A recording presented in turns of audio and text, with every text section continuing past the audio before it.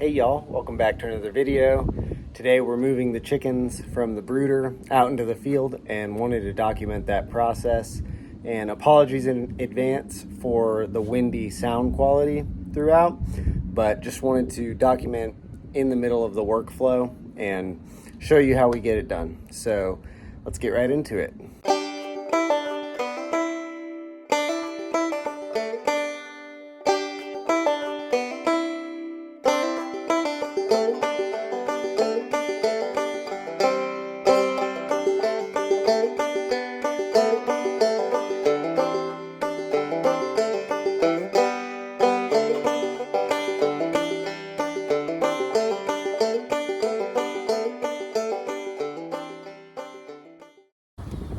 This little electric cart we've got can pull a flatbed trailer full of chicken crates.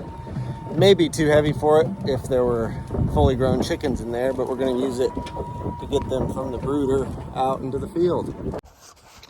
Don't think I've shown the new cart, but this is a neat little electric way to get around the farm. It's manufactured. You're used to seeing those carts rolling around tarmacs at airports, but for being electric, it's quite powerful and can handle a lot of terrain and lets us zip around the farm with materials easily. I'm about to set up the first chicken paddock for getting them introduced tomorrow. Some trials / improvements this year to our chicken tractor setup. We wanted to try not feeding on the ground, especially for the smaller chicks who are a little bit slower. And so we cut 4-inch PVC in half to make little really cheap troughs.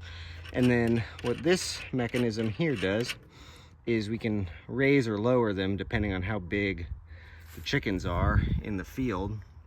And this bolt just holds it in place at the set height. So if we wanted it to go up, I'd loosen it, I'd push it up and tighten it back down, and it would raise the level so that bigger chickens can eat as well as smaller chickens. We also were tired of picking up the whole water assembly that was separate from the tractor. So for each set of 2 tractors, excuse me, for each set of 2 tractors, we just rigged the plumbing up as part of the structure. And when we move them, we just unclip this carabiner, pull the wire up, clip it to here, and it's tall enough to glide above the grass.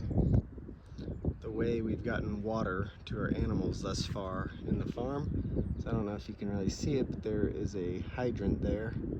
And we've got above ground 3/4 inch black poly running from it, and it's just plumbed above the surface. We didn't want to bury any PVC early on in the farm while we were still dialing in our systems, but at every other tree lane, we've got one of these quick connect plugins, and if I can get it off.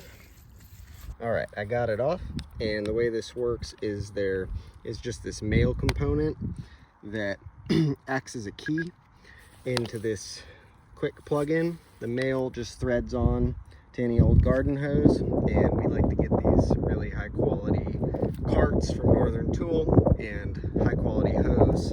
This is industrial grade garden hose, and it's about $150 for 100 feet, so a lot more than your standard household garden hose, but well worth it.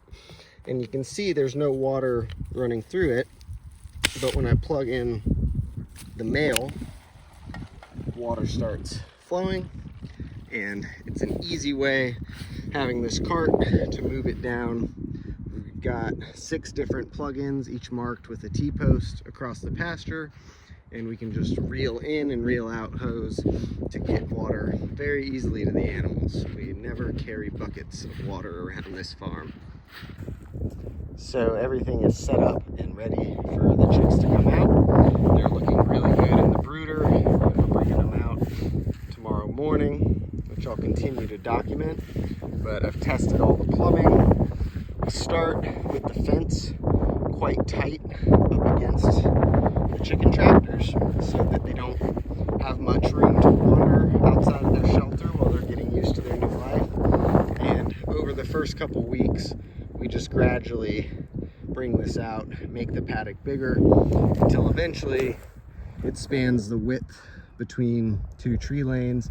And once they're bigger and used to their rugged new life on grass, then we're not so worried about them having space to explore. But in those first few days, it's important to keep them somewhat confined, because a loose chick that wanders off to the other edge of the paddock and falls asleep not under the shade or the shelter can become a problem. So good setup, looking good, ready to go.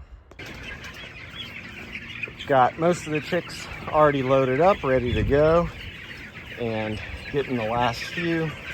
We kind of use the crates themselves to barricade and isolate the chickens to different sections so you don't have to chase them around. And it's kind of an inherently stressful process for the chicks, but a necessary one, so we're moving through it.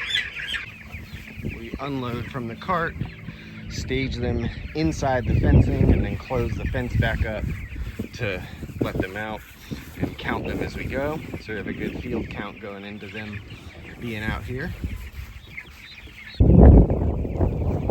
They're settling in, getting used to their feed troughs, figuring out the water. And a really important element of this system is this specific type of fence from Premier One. It's called the shocker knot fence. And you can see it's got this welded plastic, centimeter by centimeter thickness, and even the smallest of these chicks can't push through, whereas with their standard poultry netting, they can get through the 2-inch by 2-inch slots at the base. So happy to not have them out, or getting out rather. It's a lovely sight to see spring chickens back on pasture. Bran, the guard dog, happily on duty in the shade of our grain bin, watching over the chickens. He's missed having a job protecting these guys over the winter. Isn't that right, bud? Yeah. All right, y'all, that's it for today's video. Wanted to document our process of getting the field paddock ready and moving chickens out from their brooder to the field. We get our second batch of the season tomorrow, so like I said, quick flip over from these guys to the next, and stay tuned for more updates as we really get into the season this year at Wild East. Thanks for watching, and we'll see you next time.